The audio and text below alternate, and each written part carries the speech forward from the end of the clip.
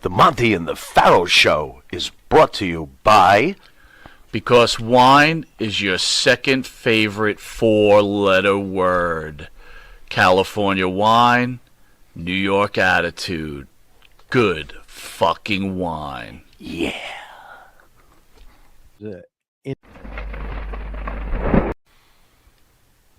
Monty and the Pharaoh Show is brought to you by... Because wine is your second favorite four-letter word. California wine, New York attitude. Good fucking wine. Yeah. The NWA heavyweight champion, and at the time you had to be able to go 60 as a babyface or a heel as a champion. And this guy had been around, and he was polite with everybody, but I wasn't intimidated. I didn't think I was good enough to even talk to him.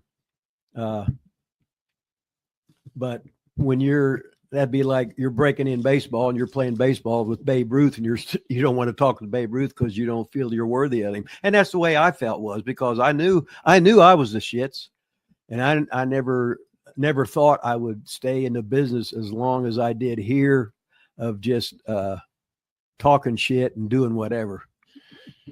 Drew Wilson knows how to keep us on live here. Hey, Rip, how you liking this 80-degree weather? It's $10 super chat.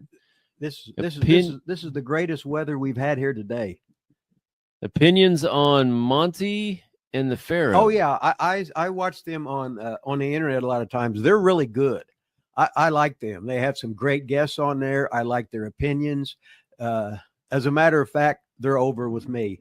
I watch them as much as I can, just as much as I watch Jimmy Cornette stuff, and that's probably the main two that I like. But then again, I like James. I like to watch James's stuff, and then God, I see the guy. I've been on his show, but I can't. The dark haired guy, this and that. But anyway, I've never heard of Monty and the Pharaoh. Yeah, they're good. You can Google. Are they wrestling? Yeah, it's all about wrestling stuff. Oh.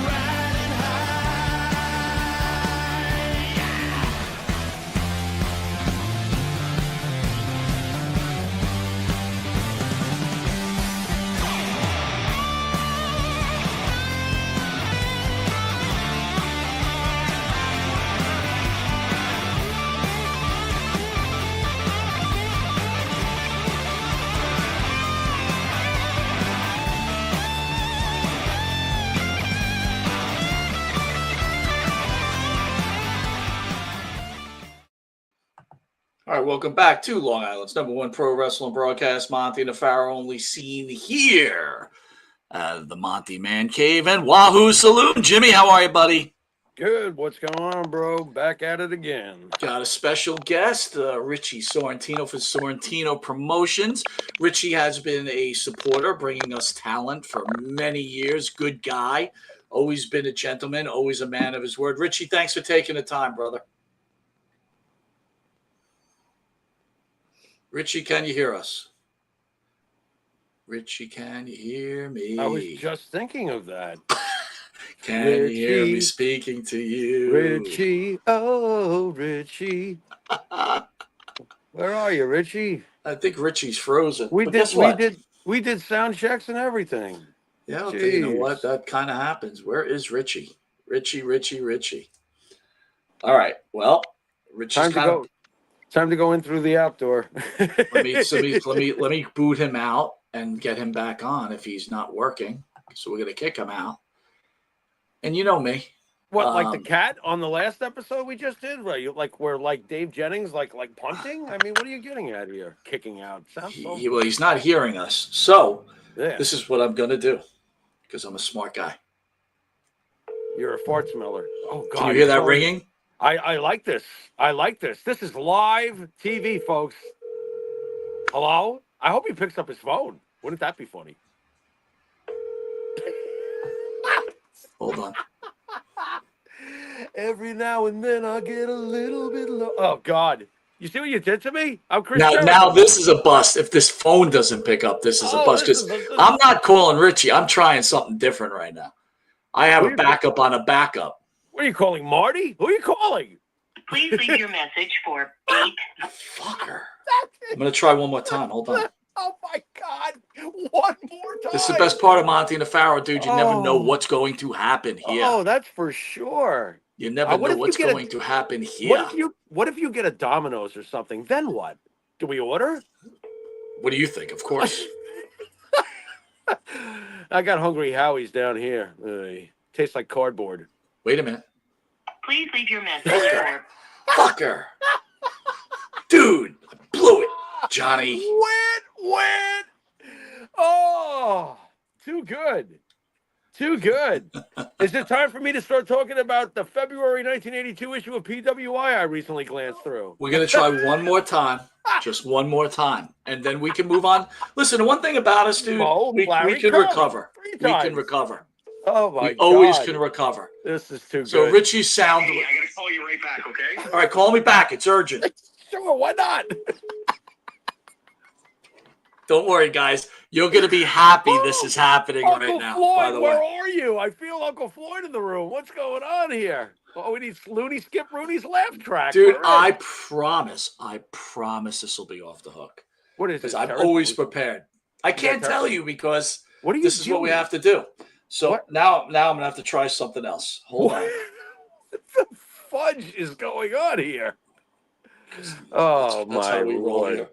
Oh, dear God. Don't you bother John Hold Cena on. Sr. Hold on. You leave him alone. I'm trying everything possible here now. Don't tell me. What you call Wait, Sorrentino's back. We might have him back. Well, But I'm going to let this ring through anyway. Might as Todd? Well. No, not Todd.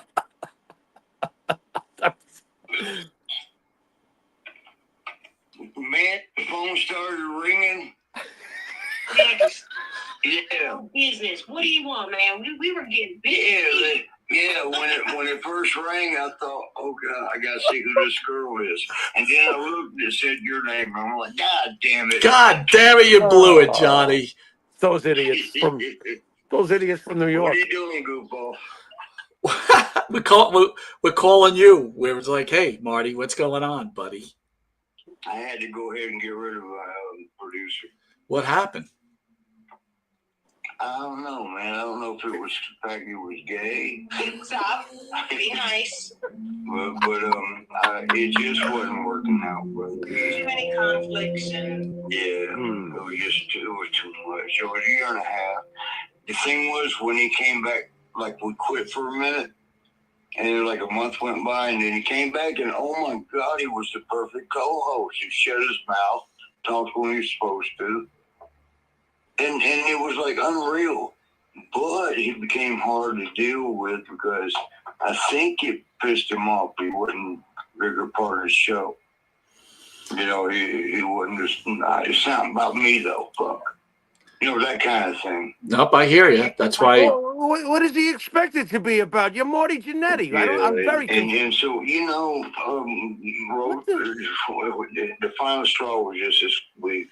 Sabu dying, Sabu and I were close. And RVD and I are very close. And they're better buddies, but I'm buddies with them both. And I wanted to do a tribute to Sabu. And, you know. What I thought was bullshit was, of course, I hear everything, but him saying, I bet RVD likes me more than he likes you. He'll do it if I ask him before he says yes to you. Yeah. I was like, that's fucking bullshit. Well, yeah, and that don't bother me. That's just his ego. But yeah, I know the truth. But so I wanted to do a tribute for Sabu, and I got Pat Tanaka, who was very good friends with both of them. Sabu, of course, they're best friends, and me and Sabu and RBD are very good friends.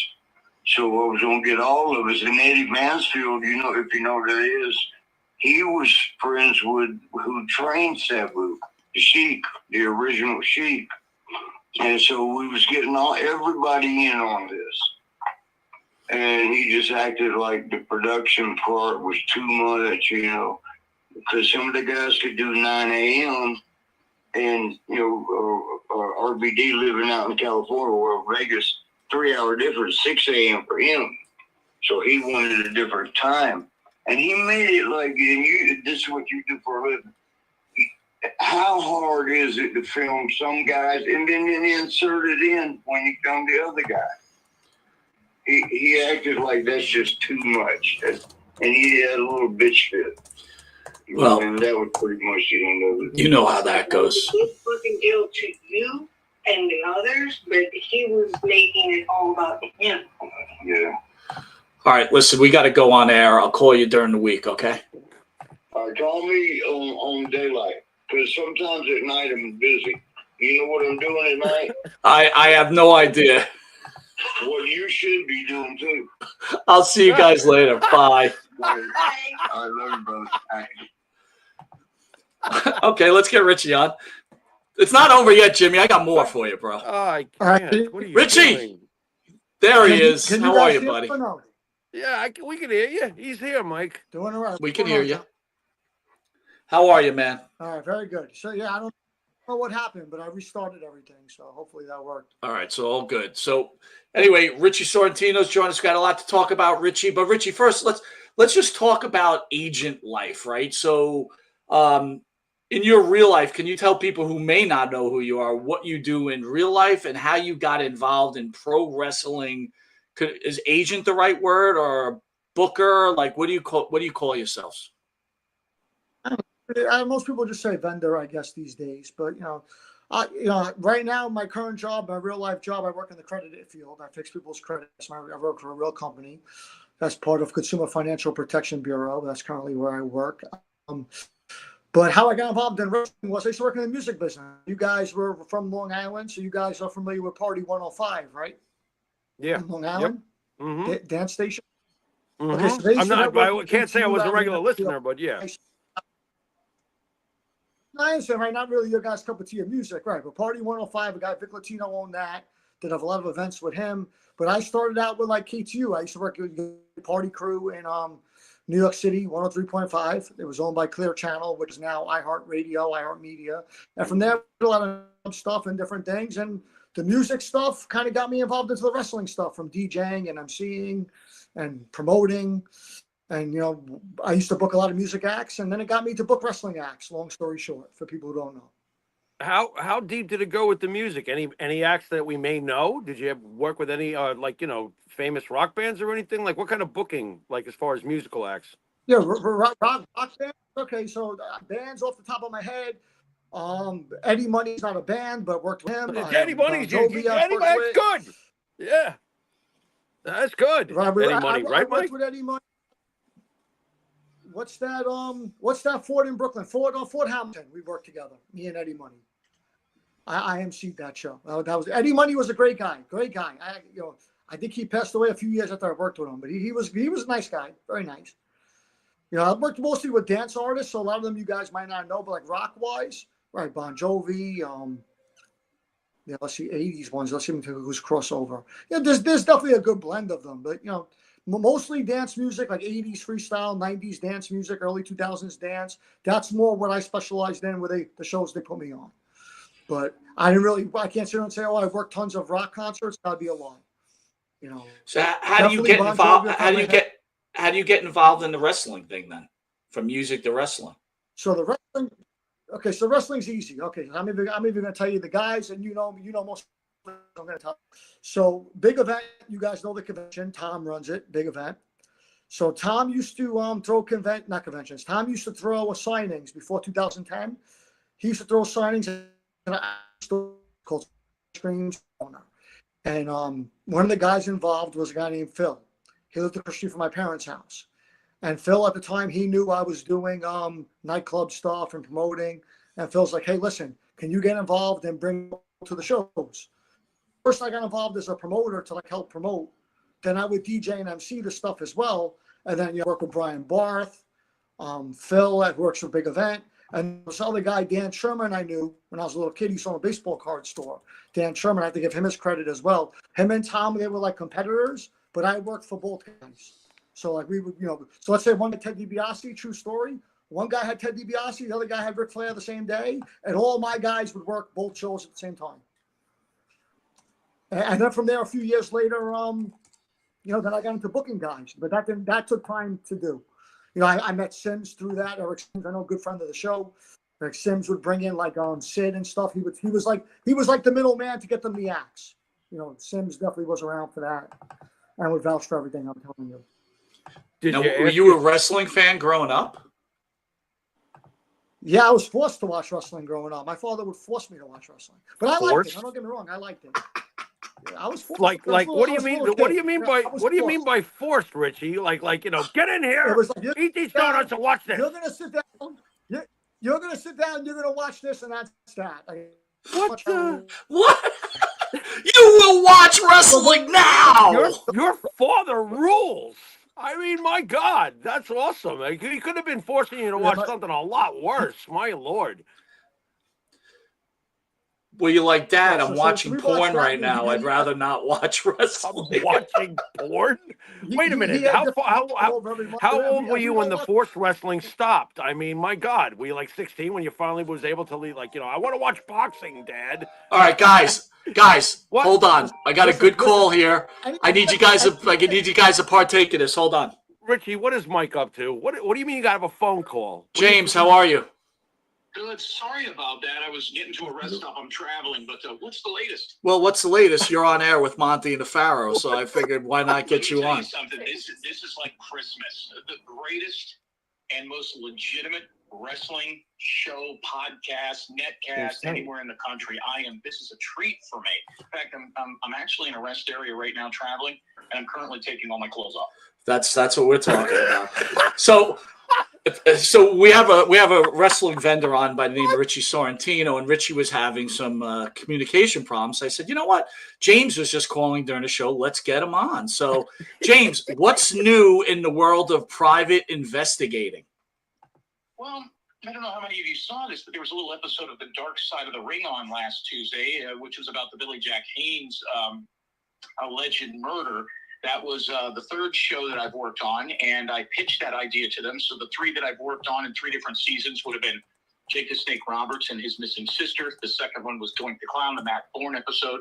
And the third one was the Billy Jack Haynes. I pitched them about 5 or 6 other episodes, but they seemed hell-bent on looking into something called Dark Side of the Cage. They're really big in the Dark Side of the Cage, but I did the show. It aired on Tuesday. I was very, very pleased with it. The producers did I thought, a good job. I mean, they got some timeline stuff wrong, but they're not wrestling people. And guys, what I think is going on, I've heard a lot of complaints from some of the other podcasts and stuff, which I wish more people would call me about it, because I would give them direct access to the episodes I worked on and the episodes that are coming even next year, is that I think they're shooting more. It's 70-30. It should be 90-10. It should be 90% content for wrestling fans and 10% true crime.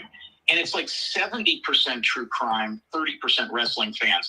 They got the dates that Billy Jack Haynes was wrong, that he was in the WWE and how he broke into the business. And they got to fit it into 43 minutes. And it's just, but the novice fans that watch it for true crime that's never heard of the Portland Territories or Billy Jack Haynes or Hercules Hernandez or any of these people, Jim Cornette, they're happy just to watch a documentary about a guy who lost his fucking mind. And the stuff that they asked me to look up and as a private investigator and work on in that show was more Billy Jack Haynes' marital status, where he went to high school, people that knew him in high school, his family members. And I'll tell you what, the shit that I was involved in the Billy Jack Haynes was far more interesting than what you saw on television. Can you enlighten us a little on what you discovered? Well, I'll give you a great one, and I'm glad you asked, guys. So Billy Jack Haynes was married several times. So we also know that he was married or with a female wrestler. Her name escapes me, who also dated the gentleman Chris Adams, and I was married to him. There's a whole story about that. That would be Lady Blossom.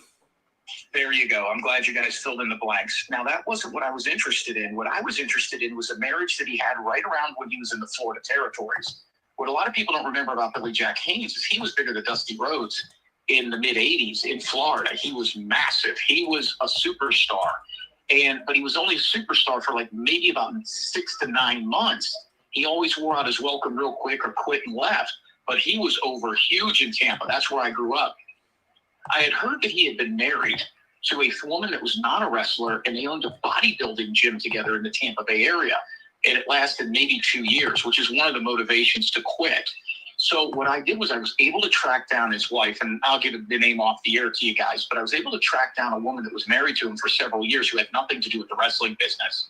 And they opened up a gym together in Tampa. I don't believe this made the episode. And what was interesting is I tried to reach her, couldn't get her. Finally got a hold of her 2 sons who were in their mid and early 20s. And I said, I'm trying to reach your mom. And they said, why? And I says, well, I'm with Dark Side of the Ring and professional wrestling, and I'm a private investigator, and I want to talk to her about her marriage to Billy Jack Haynes. And what was crazy is they go, who the fuck is Billy Jack Haynes, and when was mom married?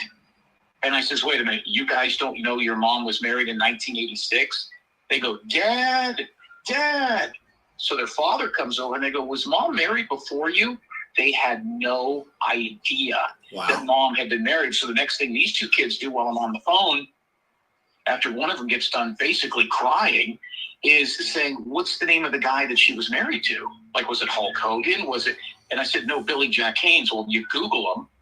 And these kids were mortified, absolutely terrified. And they said, mom was, so now their dad's like, well, yeah, we never really talked about it. She was married for 18 months. They had also the woman that he was married to and her current husband, who was a very affluent, he does something with the medical field. I don't know if he runs hospitals or something in Tampa. They had no idea that Billy Jack Haynes was incarcerated for a possible murder charge. They just knew who he was. So now the family, her current husband and her 2 current children are going ballistic because this was like some deep, dark family secret. That was not my intent. So no matter where I turned in the Billy Jack Haynes case, I found an uncle of his that was in a nursing home. Billy Jack Haynes, that turned out it wasn't really his uncle. He had stated that he was this big high school athlete in college, and it didn't quite work out. I don't believe he ever really graduated from high school. So there was some inconsistencies. And the number one guy that I told them to call was Len Denton, which is also known as the Grappler. He was the guy with the loaded boot. So he was very helpful in filling in the gaps up there in Portland. But yeah, that was one that definitely sticks out in my mind, is this family is now devastated because they didn't know their mom. I mean, imagine if I called one of you guys up and said, hey, by the way, do you know your mom was married to superstar Billy Graham? You'd be like, wait, what? That's, and that's kind of what happened. So that was maybe not the biggest wrestling angle in this thing, but definitely something in real life that you don't see on the show. Well, it's definitely a much better story too. That's unbelievable. They let that one slide. That is pretty cool. Yeah, they had no idea. And guys, I'll answer any and all questions because there's very few people that answer questions about Dark Side of the Ring. And I don't produce it. I don't make the ideas other than I pitch them ideas. And they've taken all 3 of the ideas. In fact, in the episode about halfway through, they said that somebody called and solicited the Billy Jack Haynes story. They're referring to me, and of course I'm in credits. But I never make it on camera. Billy Jack Haynes, very, very, very strange story, and easily could be an 8-part series. So could Jake the Snake. So could Matt Bourne. Most of these you can't fit into 42 minutes, and somehow they're doing it. Well, and the reality of it, they could really make the Billy Jack Haynes story a movie. You put the wrestling aside. You don't really need the wrestling, from the drug usage to the murders and the craziness behind him. I mean, we had him in studio. Good. Go ahead. I was just saying, we had him in studio twice. Okay. Always a gentleman, but honestly, a little bit crazy, right? Well, let me tell you something. It did make Dark Side of the Ring, and people were scared to talk about this, and this has never been released. Thank you, ma'am. No, you're okay. This has never been released. There was a female producer that worked on it. The same woman that did the Chris Adams documentary, I call them documentaries on Dark Side of the Ring, also did the Billy Jack Haynes one. I worked with her. It's a different production company this year. You can see that it's kind of changing a little bit. It looks a little bit different. So that lady contacted me and said, hey, I heard you pitch this. Can you help me? Definitely. So what's really interesting about the Billy Jack Haynes story is one of the things that I went down is I had found some inside information that when Billy Jack Haynes was in the Tampa territories, and you guys are better at this than I am, you tell me what dates he was there, 84 to 86, or maybe it was 83 to 85. I'm not sure. There were a lot of people that, and the Dark Side of the Ring wanted me to look into this, that he was a drug mule for the for Florida Championship Wrestling. So Graham, the oldest Graham, the promoter, basically they believed at the port of Tampa was bringing in drugs, and Billy Jack Haynes was his muscle. So what he would do is he would send Billy Jack Haynes and some other goons down there, just like they did in Arkansas, and he would pick up drugs off the dock. So he was making 3 times more money picking up and running drugs from the dock through the Grahams than he was wrestling. Wrestling was like it would be like if you were a school teacher, then after school you wait tables. His main meat and potatoes was supposedly drug muling. Now, Graham, the promoter, is a very beloved figure in wrestling. McMahon got a lot of his ideas from him. He's one of the few promoters you don't hear a lot of bad stuff about, even though there's 4 generations of suicide in that family, which was on Dark Side of the Ring. So for some reason, Dark Side of the Ring had kind of a hard-on for the Graham family. So I tracked that story down. I spoke with Len Denton. I spoke with, who's the guy that ratted out wrestling on 2020? Not David Schultz. Eddie Mansfield. Eddie Mansfield. And I've talked to Eddie Mansfield a lot, and I'll give you an Eddie Mansfield story here in a second. And I spoke to a lot of these people, and they said, hey, listen, on the record, I don't know what you're talking about. Off the record, yeah, we believe that Billy Jack Haynes came in, and he would go down to the port and mule those drugs, or he was the muscle for the mules. And that money that was being made under the table was being funneled right through Florida Championship Wrestling. I kind of stayed on that for a couple of days. And then a lot of the people that were involved in that were either long gone, didn't want to talk about, or involved political figures, former mayors, former principals of schools, former football coaches at the University of Tampa. Paul Orndorff was in that area at the time.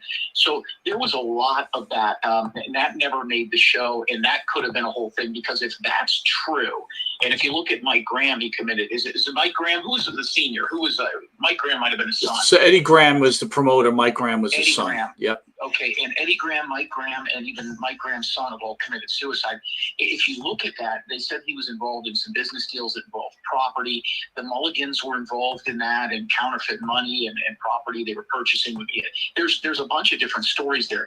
All the wrestlers that were main attractions in Florida Championship Wrestling in the mid-90s all were involved in extremely fraudulent crimes, like bizarre shit that involved counterfeit money, but Graham never got caught with that. But at the end of his life, I think there was something that was going to get to him. Now they say it had to do with property, and maybe he swindled people on properties or whatever. But it might have been the drug thing. Kerry Von Erich, same thing. He had the drug deal. So that was another thing that I chased down, and it was either going to be too big, and we needed a hell of a lot more. But guys, we're talking, 40 years ago. There's not too many people 40 years ago that are willing to talk about that now. And anybody who would have been in their 50s or 60s back then is long gone. Mm. I mean, that's some great points. And like I said, I don't think this thing is dead, right? As this Billy Jack Haynes thing unveils, right? Whether he gets prosecuted and finishes out his life in jail, or they put him in some kind of psych ward, I have no idea. But I actually think there'll be a story about it. James, I want to ask you a question, though, being that you're on a show and I have limited time with you. Sure. You've been on Lee Cole Wrestling with the Devil a few times, right? Which yes, I explained to you, which I thought you were fantastic. Jimmy, if you didn't know, James can't really hear you because it's over the phone, but and Richie, we're getting right back to you. But James does prank calls Take your to time. wrestlers, and it was hilarious, Jimmy. It's some of the best stuff that you could ever hear. I don't know what legality is to use on YouTube and stuff like that, right? Because you can't really do that, I don't think. But Jimmy, it's classic, and I really got to turn you on to it. I loved it. But anyway, he was on the Lee Cole show. So Lee's got a wrestling channel. We used to get along with Lee. We really just don't really pay much attention to him anymore. But I really thought Lee had caught some fire with James on the show. I don't know what happened there, but this is not really about Lee. It's about his brother. And I just wanted James's opinion. You know, we talked about suicide with the Grahams. His brother Tom committed suicide and then eventually was released, I guess, through Lee, that his brother was upset over the fact what happened with the Ring Boy scandal. And James, I just wanted to get your personal opinion. Do you believe Tom Cole took his life over what happened with the Ring Boy scandal? And I'll just make my statement here. He was of age when he was hit on by Garvin. Okay, he wasn't assaulted by Garvin. Garvin hit on him. He didn't like it. He slept in a van, and then he was eventually terminated from his position setting up rings. He went on to have a life. He did a suing deal. Linda McMahon, these are all facts. Linda McMahon paid for his college. He dropped out, so Linda fired him. He goes on with his life, and then he eventually takes his life when it's already known that he had brain cancer. Again, you can see where I'm going with this, but again, James, you answer it any which way you feel. Number one, do you believe in what Lee Cole is trying to do? And do you think Tom Cole actually took his life because of what happened with the Ring Boy scandal? Let's go one a little further. Mel Phillips, who's never been arrested for anything, was terminated from his position. His family's been ostracized. He was ostracized. What are your feelings on the whole thing? Long question, James. I do apologize. No, we're good, and I don't mind answering it. And listen, I've been on Lee Cole's show. Lee Cole is more of a he likes to do stuff behind the scenes. He likes to do taped shows. I'm more of a live guy, and I like live round questions like this. He's not as big into that.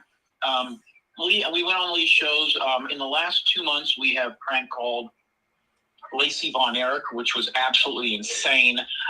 We have prank called Booker T, and we're getting some of these people at their homes. One of my favorite ones that's never aired except on JimTerryTV.com was we were able to get what's his name? He was the one that beat up Adrian Adonis. He's got the real deep Dan Spivey. Dan Spivey. We were able to nail Dan Spivey. In fact, his wife got involved in it. We also got Tugboat.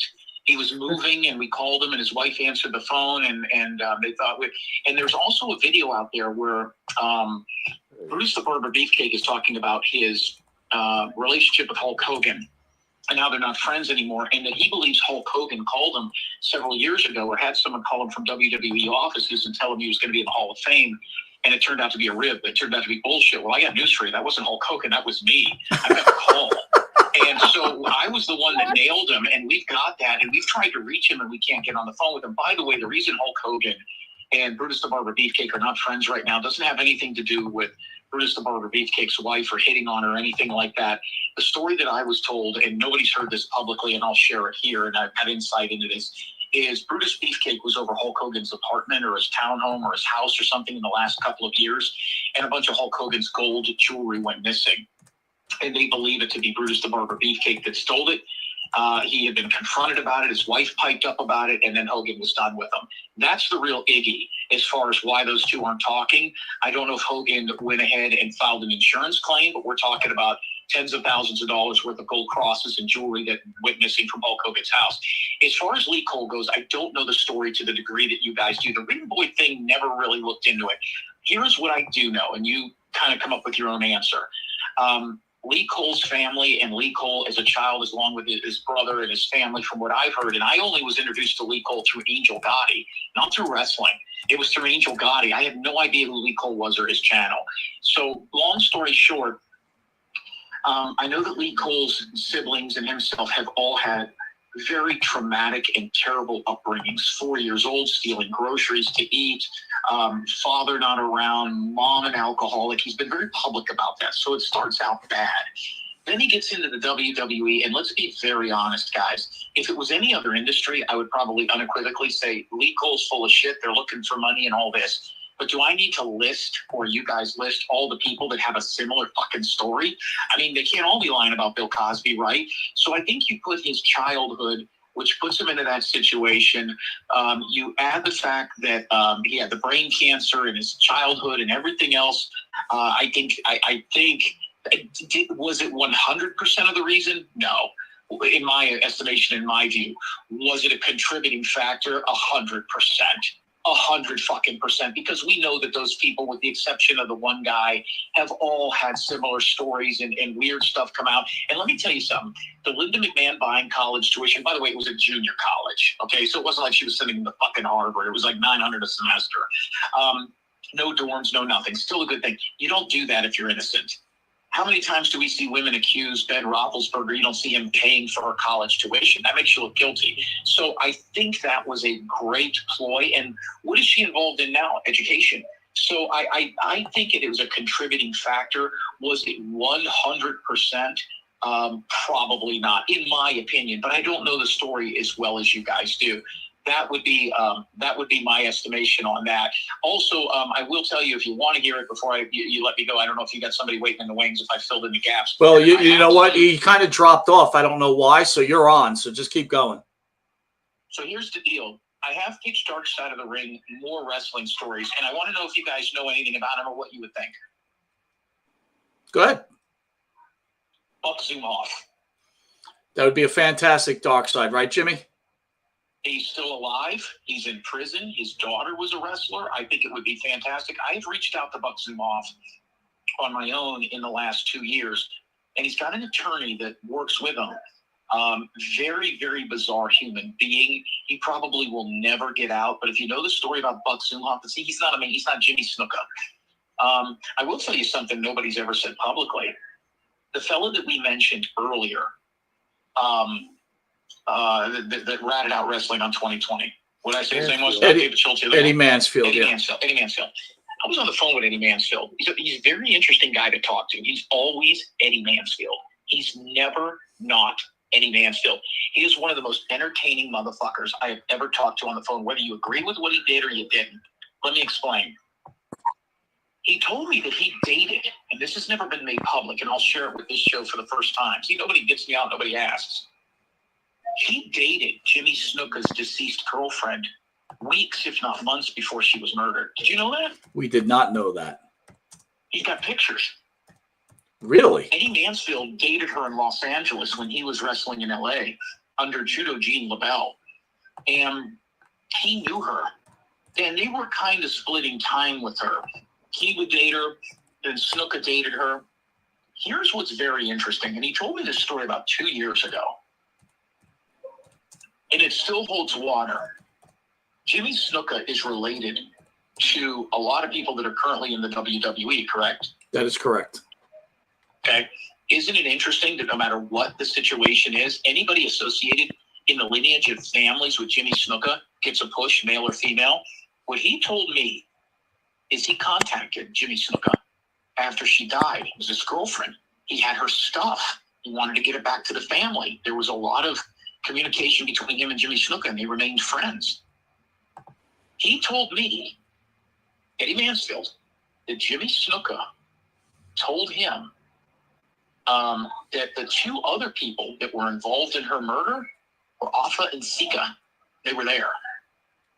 And that if they kept their mouth quiet as to what happened and only pinned it on Jimmy Snuka and Vince McMahon could get Snuka out of it, that the McMahons had promised that family that as long as they're alive, their lineage, their family members will always get top billing and push.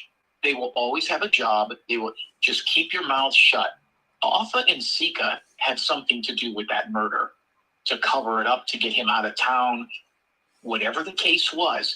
Now, I don't know how much of this is in the police reports and stuff. I haven't looked at it. But and Eddie Mansfield is one of these guys where you're like, yeah, whatever. you saw a UFO in downtown Manhattan, and you don't believe him until the UFO lands in Giant Stadium. Like, he is that guy. Like, bullshit, Eddie Mansfield, you're full of shit. And then all of a sudden he goes, oh, yeah, let me show you the pictures. I dated her. And now there's also been some reports, and it's a very short-lived part of the interview, but if you watch an interview with Ox Baker, they talk to him about Jimmy Snuka, because him and Jimmy Snuka were close. Ox Baker is now deceased, so is Jimmy Snuka. He tells a story about Jimmy Snuka, that the reason she kept dating wrestlers is she wanted to break into the business. She wanted to be a professional wrestler. And Jimmy Snuka actually gave her a pile driver. He was showing how to do a pile driver on the bed, and he slipped and gave her a pile driver on the floor. There is an interview with Ox Baker done years ago where he talks about this. Supposedly, Off and Seeker were there. Part of McMahon's deal to them is, as long as you keep your mouths quiet, I'll always give you top billing, and I'll always take care of your family. And whether you believe Eddie Mansfield or me or anybody, it's kind of interesting because everybody in that fucking family gets top billing, no matter how good they are, how over they are. How long did it take? What's the guy's name that was the champion forever? Roman Reigns. Yep. I mean, people were begging him not to be. I mean, even the Smarks were like, God, we're done with him years ago. They never, ever waver, no matter what you tell Vince McMahon or the McMahons, or they will never, ever bring those guys off the top billing. And Eddie Mansfield and several other people involved in that think it has to do with that murder. Dude, that's a lot of information you're giving us in one shot, man. I got to tell you, incredible. James, you guys got to get me on instead of Doink the fucking clown. You ain't kidding. We got to talk. We got to get you back for a full interview. I got another guest on. I want to thank you again, man. Incredible. Thank you for coming on in such short notice, and what great stories, man. Unbelievable, dude. Let's well, and I'll tell you what, I'll leave you with this. By the way, check out JimTerryTV.com. But I will leave you with this. My roommate in the Arena Football League years ago was George Murdoch. George Murdoch is currently on Fox News. He's Brodus Clay. I've got a fight story with him, and I lived with him for almost 9 months in Kearney, Nebraska, playing for an arena football team called the Tri-City Diesel. He was an incredible offensive and defensive lineman. You guys want to sit down and talk stories? We'll talk about fucking stories with me and him back in the day when we were roommates together all them years ago before he ever got into bodyguarding or anything. I got stories on George Murdoch for days. But thank you, guys. Thank you, man. Be well. I'll talk to you soon. Bye-bye. Bro, what do you think? Crazy. All right. That's like 35 pounds of shit in a 2-pound bag. What am I supposed to do with that? That's going to take months to process those things. What are you guys thinking about the whole Afasika, Nancy Argentina thing? I don't think anything of it until I see. Look, we've always been show me, right. You know. So until I see that, it's just another thing I've heard. I'm sorry. You want my opinion? It's another thing I've heard. Until I see concrete proof, it's another thing I've heard. I hear a lot of shit in this business, right, Richie? Yeah, a lot of shit. Definitely. You guys can hear me okay? Yeah. You're good, bro. Okay. All right, cool. Yeah, definitely a good story. Definitely good stuff to know about Billy Jack and Marty Jannetty prior. I know we had some technical difficulties, but yeah, I had the pleasure of, I don't know if I use the word pleasure, but I met Billy Jack twice, and he seemed like a good dude the 2 times I met him. But you never know what people do behind closed doors. You never know what they do. When we left off, we were talking about, your transition into wrestling. Early on, I mean, come on, we all know how brutal this business can be. Did you say to yourself early on, what the hell have I gotten into? Yeah, at first it was all fun in the beginning. Everybody had a good time. Everybody was fun. It was a friendly environment. Even when certain guys grew and there was conventions and stuff, we all had a good time. We hung out with the town. There was no egos. I will say this, before COVID, and I'm sure a lot of the vendors you guys work with and stuff, before COVID, a lot of the vendors, we all got along. People, maybe they don't believe that. They don't think that. There might have been egos, but everybody got along. We'd call each other. We network. We would trade autographs. We would party the night before. Again, you guys, I'm just going to use Eric Sims because you guys know him the best. Eric Sims, he goes out every time he has talent. He goes out every weekend and he goes out, does 4 or 5 spots. So a guy like Eric, he's going to come and he's going to hang out with the boys. He's going to hang out with the other vendors. Sims, I got to give him credit. Sims didn't have to hang out with me. There was a big age gap there. Sims, he worked wrestling stuff way before I was even born, probably. And he didn't have to give me the time of day, and he did. And I was always thankful for him and other vendors that gave me the time of day to like teach me certain things. Mike, I think vendors is kind of like a sugarcoat term. To me, it's more, he's more an agent. I vendors, to me, it's like, you know, I mean, what's he selling? Chocolates? Get the fuck out of here, vendors. Yeah, that's a fair point. But, you know, Richie, then let's get to the point. The one thing I have noticed since Jimmy and I have been involved in this, and we're coming around, what, 8 years, Jimmy? 7? Yeah, we're in our 8th. We've seen the best side of this and the worst side of it. We've become friends with vendors and close friends, and we've become enemies with vendors. What is the situation here with you guys? And when I say you guys, I'm just lumping you all together, backstabbing each other and trying to run each other out of the business. For example, you know, just not with you, but with many vendors, when there's a sniff of something going wrong with an autograph or something, all of a sudden it's social media frenzy to try to bury this guy and get him out of the business. What's this all about, man? Okay, so here's really the problem. This is the bottom line of the problem. And again, like you said, it's not just me. It happens to a lot of people. Just that some people, they don't stick up for themselves. And a guy like me will always stand up for what I believe. So you got a lot of guys that they came around, let's say 2020, towards the tail end of the 2020. They came around, they started buying things. And a lot of these guys who bash me, the funny part is the first place they bought stuff was from my page. The first place they bought from was from Martin D'Amato, from Ken Polvidenti. I don't know if you guys are familiar with Massachusetts, Steve Perkins, Big Time Wrestling. You know, there's a few other companies too that did virtuals, but like, you know, us four off the topic thing, these guys, they bought from our lives. So like, then they all of a sudden thought because they bought a few autographs that they're experts in autographs. Then it used to be like in 2020 that, you know, oh, well, if it's not certified, it's bad. So then I got everything certified. And as you guys can see all over the internet, they still complain. So there's no winning. Some of these guys, and it's mostly the new guys, there's not an age limit of who is bad and who's good. It's just the amount of time that certain people have been in the business. They think they know everything, and they were really like fans. They stalk hotels and stuff, and they don't really know much, and they're trying to make a name for themselves, and they're trying to push their agenda, which is, you know, their products or their podcast or whatever it is their agenda is. You know? Richie, I recently, and Mike, forgive me, I got to ask this because I recently saw an exchange on Facebook. Apparently, there's two guys out there, and I'll save the name calling for maybe later on when I feel it even more. But Mike, I got a real problem with, and I saw on this exchange, fraudulent Bray Wyatt autographs. Now, I've worked in the memorabilia business myself for, you know, probably about 10 years of my life, okay? There is nothing I despise more than a fraudulent autograph and then someone who swears by it. And I actually am an autograph expert. Mike, you remember when I was working up in New York, I got a great eye for being able to just look at something and go right away, this is the real deal or this is fake. When you're dealing with scumbaggery that's selling fraudulent, but look, Bray Wyatt is freshly passed. I'm sorry. It wasn't that long ago.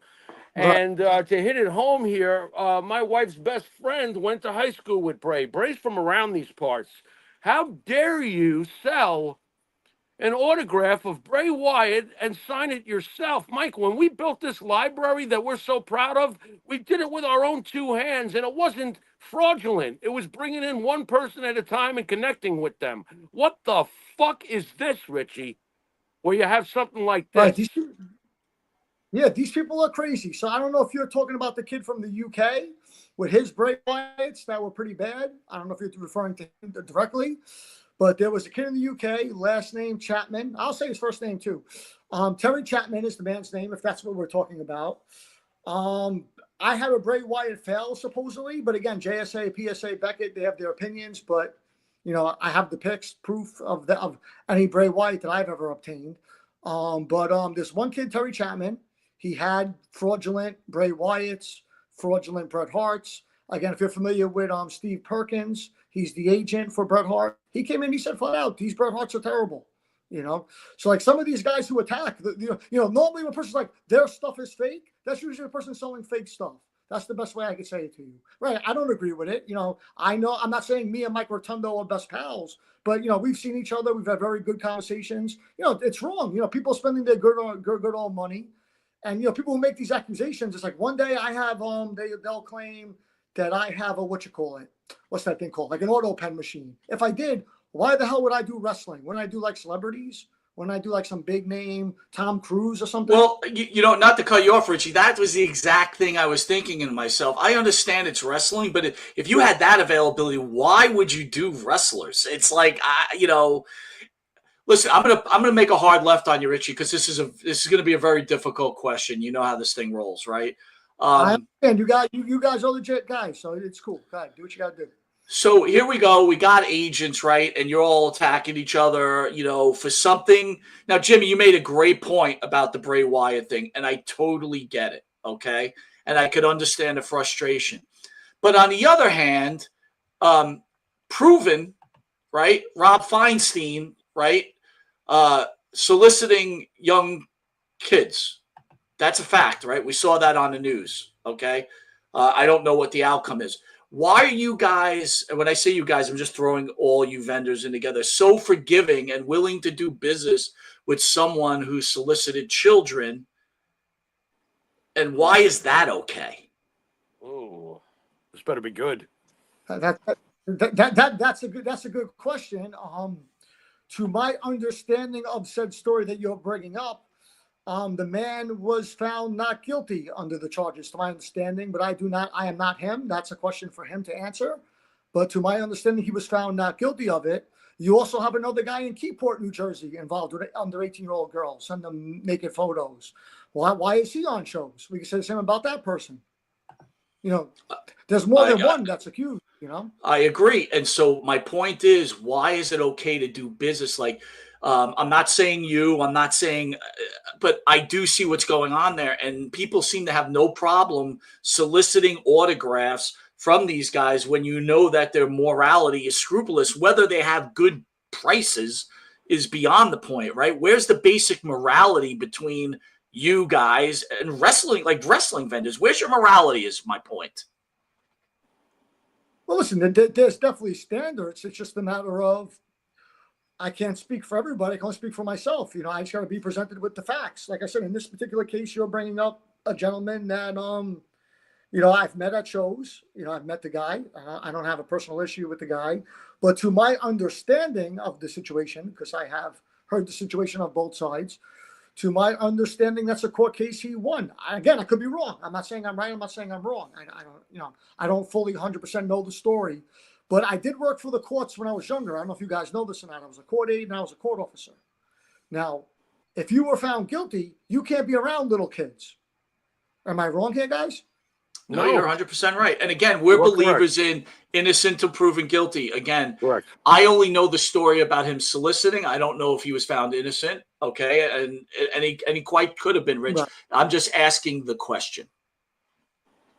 Right. I don't really have the answer for you because I don't, definitely threw a curveball on this question because it wasn't. Well, let me ask you. Let me give it to you more basic. If he was proven guilty, would you still do business with him? No, I would not. Of course not. Of course not. No, I would not. Rich, do you just become like numb and indifferent? Look, we know the wrestling business is very seedy. It can be really low. Do you just become indifferent? Wrestlers are working you. Other vendors are working you. You're working them. We know how the corny goes. Do you just become indifferent and you got to do your business? Is it that simple?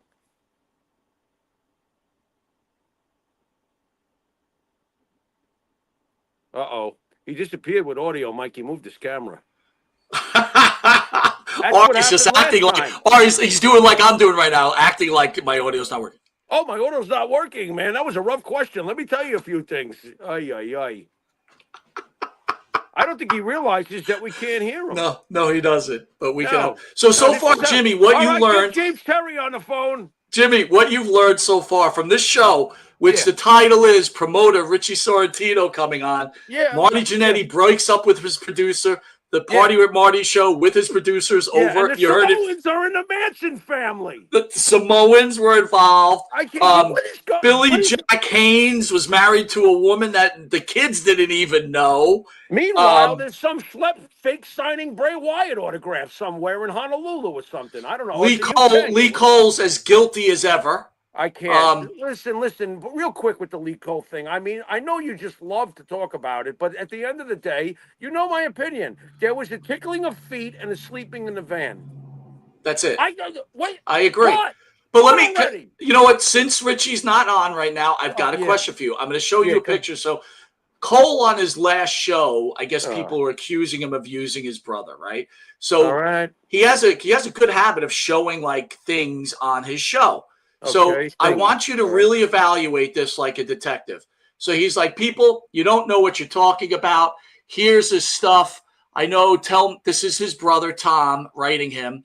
I know. Tell my story, brother. Don't let them go get away with this, blah, blah, blah. I want you to look at it closely. I can't see it. You're going to have to read it. Go on. All right. Anyway, it's not what they wrote, okay? And then here's the other text. Richie, bear with us 1 second, buddy, because your sound went out, but I hope you're back. Basically, he shows these texts, Jimmy. So he shows these texts, Jimmy. Rich, I just showed the audience there. I want them to pay close attention. This is his brother writing him, okay? Proving that his brother and him. Tom Cole writing to Lee Cole. This is Tom Cole, the ring boy who took his life over tickling a feet and going to a van while he was age, to his brother telling him, defend me, right? And his brother on his Wrestling with the Devil page shows this as public. Why would he do that? Well, he's trying to say, look, me and my brother, we didn't have a falling out. We're together. But here's the point. Guys, when you look at this text, this is where Lee's just doesn't get it. It's one date. It's on a Friday. It's one back and forth text on a Friday. So in all these years with your brother, you have one text on a Friday, multiple texts without a Friday. And that's the proof that his brother wanted him to do something, a guy that had brain cancer. Just saying. I was waiting for Richie to get back, but I'm just proving a point. Richie, you're back. Jimmy, you got it. Go ahead, buddy. All right. Well, first things first. Richie, Richie, don't move the camera again. That's what happens. Try my best. Okay. Yeah, you moved the camera and you're out of here like shit through a goose. I don't know what happened. You disappeared. Yeah, I wish I knew myself. No, but the good news is you're back. So where were we basically? The scumminess of this business. I mean, listen? There's a lot of shady people, especially in the last 5 years. That's what I'm trying to say.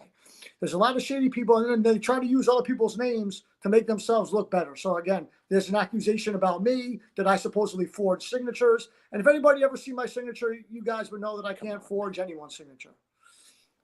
It's just like, if I could, I wouldn't be doing wrestling, guys. Like, we'll leave it at that. But, the people who are accusing me, they claim they have all this evidence. Where's the evidence? They said they have, numerous clients, thousands of dollars. They haven't provided it. Well, why is that? Rich, are there any young vendors coming up? I mean, it sounds to me like a really awful changing of the guard. You said that these are the post-coronavirus new crop of folks that got involved in your line of work. I mean, they are mixed ages, Jimmy. I can't say they're all young kids because I'm 40. Okay, so for those who don't know, I'm 40 years old. Some guys are around my age. Some guys are a little younger than me. But I would say compared to the guys who were around when I was younger, they're all either around 40 or younger than me. These guys that we're talking, this generation now that we're talking about. Are they like you're not seeing a 50-year-old? You're not seeing a 50-year-old. Are they at least trying to like learn from you guys, or are they just buying your inventory and running wild? I mean, isn't there you learned from Eric? I think first they were buying from guys like me, Eric, and other people, and they were trying to learn. And then they felt like, okay, screw these old guys, myself included. Screw these old guys. We don't want to listen to them, and we're going to do things our way. And like they're all building like these little cults that they're building. And like they think that they're strength in numbers, and we all know that when you all try to have like a League of Nations because you hate one person, it never works out. Richie, do you think these young guys are pricing out the market, making it impossible to use this methodology of signings with wrestlers because they're overpaying because they just want to be part of the industry? Okay, so you have two types of vendors, or whatever you want to call them, sellers, vendors, whatever word it is you guys want to use. I'm just going to use the word vendors just for argument's sake. Okay, so you got one group of guys that they that they just resell stuff. They buy stuff from other vendors, known vendors, Nick Massey, whoever, Ken Providenti, whoever they buy from, Rich Sorrentino, whoever it is that they buy from. And I also want to clear up something you said earlier. You said Sorrentino Promotions. That's Jerry Sorrentino. I'm good times guaranteed. But Jerry Sorrentino, good guy. I'm sorry. I just know. I know So you as Jerry Richie, Sorrentino- so sometimes I mix you guys up. No, all good. Everybody gets me and Jerry confused, but Jerry's not one. They'll buy stuff from Jerry. So there's reseller guys. So they have their own motives that they just resell, and they don't really spend that much money because they're reselling stuff. Then you get other guys that you're basically asking me that they have no clue the market of stuff. And again, some stuff has gone up. Like let's say we'll just use like a Scott Hall and Kevin Nash. Post-pandemic, these guys were around $4 or $5 grand. Now Nash wants like 12 grand. But these pandemic kids or young adult, I can say young adults, the pandemic vendors will say, not all of them. There are some good ones. Not everyone is a bad apple, you know, but they have no clue the market and they don't ask guys. She's like, when I first started booking guys, I think the first wrestling talent I had on my own was Rob Terry. Again, not the hugest name in the world, but then you have to grow. You know, then later on Matt Hardy, then Mickey James, then Brett, then Sid, then this one, then that one, then Scott Hall. You know, but these kids, you know, they'll get a talent that they see just get released from WWE. And it's like, oh, they're worth $5 grand. Like, why would you pay that? You know, like they don't know how to negotiate. They think they're getting a deal and they're not asking other vendors. Like, again, I think I said this earlier. A lot of vendors, people think that, or sellers, or whatever you want to call us, that they think we all hate each other. If I had to call up, you know, I'm just going to use Eric Sims because I know he comes on the show a lot. If I had to call Eric Sims about something, his line is open to me. If Sims had to call me, are we best pals? Do we talk every day? No. But if Sims had to call me, he could call me. If I had to call him, vice versa. Same goes with a lot of vendors, you know. But these newer guys, they don't understand that. You know what I mean? They don't. They just pay ridiculous prices, and you know, some of it's the agent's fault because there's a lot of new agents out there, and all the agents ain't bad. They're doing their job, but these kids, I keep saying the word kids, and I apologize, but these people, the new vendors, they don't know how to negotiate. Richie, do you think all this backstabbing started with the Hines crime family? Oops. And just like that, you can't hear him, Jimmy. He moved on purpose. He did move on purpose. He didn't want to answer the Hines crime family question. He moved on purpose. You know, I heard that they were involved in the snooker thing. That's pretty funny. You know, listen, it's just, you know, little whispers. A little birdie flew by and told me, but I can't, you know, get he puts up the pig. Richie, did you move again? Are you with us? Up, he moved. Yeah, you can't hear him. You can't hear him. I can't hear him. Where is he? All right, come back because he's got to answer the Hines crime family. This is hilarious. Oh, dude, this God. show's off the hook tonight, buddy. This is insane. I have to watch this on replay and watch how comfortable I wasn't when you had James on for like 20 minutes and poor Richie. And I'm like, oh my God. You know, I'm like, what the fuck? Dude, James Terry was on fire tonight, dude. Yeah, I would say he was on fire. All these things that I definitely didn't want to know. I'm like, oh my God. I felt uncomfortable, dude. I felt uncomfortable. If you felt uncomfortable, we have a serious problem going on. He was calling the blackjacks out for laundering and drug deal. It was crazy, and you know dude. what I'm thinking too when he's telling me about all this Florida Championship Wrestling allegations. I'm like, no wonder Gordon Soley drank. Then that's funny. That's funny. I would be like, well, fuck this. All right, there's an armbar. You know. So let's talk while we're waiting for Richie because we're almost done here. Well, here he is. Hold on. Is he coming back? This is too good. When he comes spinning back on. I told him not to move. There he is. Can you hear us? Don't move. Don't move, Richie. I didn't move. I don't know what happened there. I didn't move. I tried not to move. All right, don't move now because we have a big question for you. Do you think this backstabbing started when the Hines crime family started getting involved? No, I got to be fair. This shit's been going on before that shit even happened. that whole fiasco over there. But they're not helping the situation, are they, Richie? You can just nod. Wait, don't move. Look, he's all right. Wait, I got another one from you. Ready? You ready? Richie, you ready? Go ahead. Oh, This no. isn't that. Listen, this isn't that kid you did the show with 2 weeks ago. That dude was just throwing you softballs you the whole asked. time. Richie, what color underwear do you wear? I want to be a famous podcaster. What? Come on. So, Richie, how do you feel when another vendor sleeps with another vendor's wife? What do you think about that? Well, we don't know if that's 100% true or not. Oh, that's a bunch of bullshit. Next. Thank you, Jimmy. Come on, call him out now. Call him out now. That's a bunch of motherfucking bullshit. Look at that kid. He couldn't have sex with a Barbie doll. What are you talking about? To be fair, bro, we're gonna listen to anything that kid had to say. To be fair. No, I don't believe a fucking word that comes out of his fucking mouth. And like I said back when this was supposedly, when the news broke, oh my God, Walter Cronkite is rolling over in his grave when the news broke. I was just like, consider the source. Get the fuck out of here. I'm going to sit here and say flat out, if anybody wants to listen to this and send it to the guy that you guys are referring to. No, I don't believe there's any truth to that. Oh, please. Thank you, Richie. Yeah, that's right up there with the fake Bray Wyatts. Get the fuck out of town. All right, so then we'll just go a little deeper then. Why not? Oh, God, do we have to? No, go ahead. No, we have to. We have to. This is the apparently way we roll. Because I want to know what Richie thinks. I very rarely get a chance to ask Richie about this stuff. So. Okay. What do we got? What do we got? Well, hold on a second. I got a computer issue here, so please bear with me. Don't move, Mike. Mike, don't move. Better like to have a computer issue than me. I don't want to get yelled at again. Well, we're not yelling at you, but when we're giving you great questions and all of a sudden you're running off the screen, you become suspect. Okay. According to Rob Van Dam, Dylan Hines is on the borderline. What are your thoughts? Is Dylan Hines on the cusp? I've only met the kid once or twice. I've only met him once very briefly. But sometimes he puts himself in a good conversation sometimes. And there's plenty of times I have no freaking idea what he's talking about. And that's all I'm really going to say about that, to be honest with you. All right, so you haven't met him. So I'm going to ask you this. You're a fairly smart guy. I've known you for a bit, right? Yeah. In fact, you help people with their credit, so you clearly are smart. Yeah. Just looking at him, what would your evaluation be?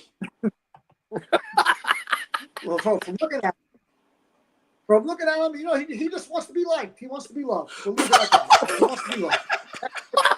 He wants to be loved. Man, what a sad painting you just portrayed. He just wants to be loved. Love me. All right, Richie. Before we go. Brutal. I do want to ask you this. We lost Sabu recently. Did you have any kind of relationship with Sabu? And as a wrestling fan, what did Sabu mean to you? Yeah, as a matter of fact, I'll tell you what he meant to me first, and then I'll tell you my relationship with the man. So Sabu, when I was a little kid, again, I'm only 40. So when I was younger, they would do like ECW at Elks Lodge in Queens, and they would do not Fun Station. Some other place in Staten Island, I forgot the name, Sports Fest it was called. So I never got to go to ECW Arena. I was always mad about that. I never got to go there till later in life. But I would watch Sabu wrestle. It was pretty cool. You know what I mean? I got to watch him wrestle. They did this thing, Extreme Rising. They did it. It was like early 2000s. A guy, Steve O'Neill, ran it. I don't know if you guys are familiar with him. He's in the Philadelphia area. Steve O'Neill, him and Shane Douglas were partners. And I was part of selling tickets for that. It was also in Queens. I think that might have been an Elks Lodge as well. And I got to hang out with Sabu, and that's like the first time we really got to speak. But then years later, we'd hang out at the same bars, we'd hang out different times. And me and him actually became good friends on Facebook, especially after his wife died. We would talk a lot privately on Facebook. So like he would see me in person. I don't know if he knew my first and last name, but I will tell you a funny Sabu story. He did not like being called Terry Brunk. Did not like being called that. If anybody knows Sabu, they will tell you he did not like being called that. Any wrestler will tell you this. Any vendor will tell you this. He did not like being called Terry Brunk, which was his legal name. Hated being called that. And anytime I slipped and I said it, I deeply regretted saying it. But Sabu was a great guy. He was a good guy. Like I said, the past 2 years, it was tough with Jeannie dying for him. We had some deep conversations. And I would consider him a friend. I'm not saying he was my best friend, but we were friends. I have a good relationship with a lot of wrestlers. And Sabu, I felt I had a good relationship that we could speak to late at night if he needed someone to talk to. So yeah, it's a tragedy for the whole wrestling community to lose a guy like that. And me, I was a hardcore wrestling fan, so I liked him growing up. Got to see ECW in a high school. I share your frustration with never getting to go to the arena, obviously in Pennsylvania. Jimmy, I thought we should ask Richie what he thought about Joey Janela coming out on the internet. Yeah, Richie, I really got a problem with this. Why is Joey Janela, who after the match with Sabu, his final match, unfortunately, we didn't know it at the time. After the match, he calls him his favorite all-time wrestler, and obviously he loved the guy. I mean, why do you come out on the internet afterwards and say, well, he took this to wrestle for the match, and we had to coax him out of his hotel room and all this other. How much do you love the guy if you're coming public with something like this freshly off his death? Are you capitalizing? What's going on there? Right. What do you think? You shouldn't bury the guy. 100%, he shouldn't be buried. They shouldn't. They could have just left it alone, right? When did they wrestle? WrestleMania weekend they had the match? Yeah, it's just a few weeks back, for God's sakes. Yeah, so it shouldn't really have been mentioned at all. They could have just wished his condolences like everybody else did, and that would have been fine. Right, the guy didn't die from the match. He died due to health reasons, to my understanding. All right. Well, Richie, I want to thank you for joining the show. This has been a really great show. Thank you for handling these questions like a pro, man. You did a great job. I really do appreciate your honesty. No problem. Thanks, guys. Listen, if you guys don't mind, I just want to tell all the fans out there, for anybody who's telling you not to buy autographs from another person, those are the people you need to be careful of. You know what I mean? Like all my stuff is, I stand by my product. I stand by my company's product. A lot of vendors, like you name a vendor, again, Monty and Farrow, they're probably the biggest podcast on the East Coast. If there's a vendor they know, chances are I've done business with them. I've done business with everybody, whether it's a $500 deal or a $5,000 deal. I've done business with everybody. So like a lot of people, they hear things and they see things and they believe that it's true, and it's not true. You know what I mean? But all you could do as a person collecting autographs is just buy what you trust. If you don't trust me, don't buy. I don't know what else to say other than that, guys. But I thank you guys for having me on the show. Hopefully I come on another day and we don't have all these technical difficulties, which I'll take the blame. It's probably my phone's fault. It's all good, man. Richie, you're a good guy. And you know what? Monty and the Pharaoh endorse you and your promotion. Thank you again. For sure. All right. Thanks, guys. I appreciate having you guys, and I'll talk to you guys soon. It's always a pleasure. All right. Thanks. Jimmy, before we go, I just want to again send a happy belated birthday to a friend of the show. Rest in peace, Mike Mantor. Yeah. And rest in peace, Sabu. Jimmy, you want to send us out? You've been watching Monty and the Pharaoh with Marty Jannetty, James Terry, Richie Sorrentino. And until next week, when the list continues to grow, later. Friends over there. Don't you ever reach out and say, yo, what's up? Hook up. Well, I'm ashamed to say I said that to him once. I said, hey, Bubba, what's going on in these booking meetings? Why ain't I getting a good deal on his? And he goes, you're not nobody's favorite. Nobody's bringing you up in the booking meetings. I go, what about you? He goes, well, I got my own stuff to bring up. And this is when you said he was booking. Right? Yeah, right. He didn't tell me that. But he said that nobody was bringing my name up in the booking meetings, so I was being overlooked. Which is ridiculous. If they're flying me in, why overlook me?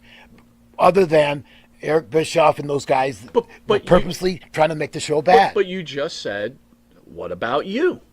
Right? Okay, he didn't really have an answer for that. Oh, now you turned me the other way. Now I'm mad. Now he's back to being. I'm back. Now he's back to get the tables and put him through it. This is unbelievable. And that's one thing.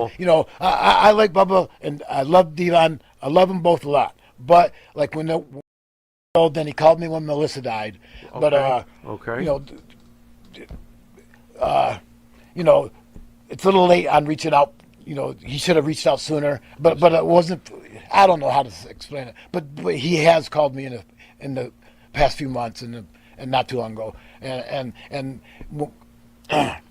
it's hard for me to talk about this. But when I was gonna go to WCW, I had a secret meeting with Kevin Sullivan, J.J. Dillon. And they go up to room, whatever. So I went up to the wrong room, and there was a bunch of the WCW booking team was there. And I walked in the room and turned around and walked back out. And one of those guys went and called Paul Lee and said I was there negotiating the contract. So when Kevin Sullivan and J.J. Dillon gave me this contract, it was for a lot of money, more money than I can imagine. And I was shitting myself. So I go, I got to take this back to my hotel room and read it. And Kevin goes, read it, just sign it. But really what I wanted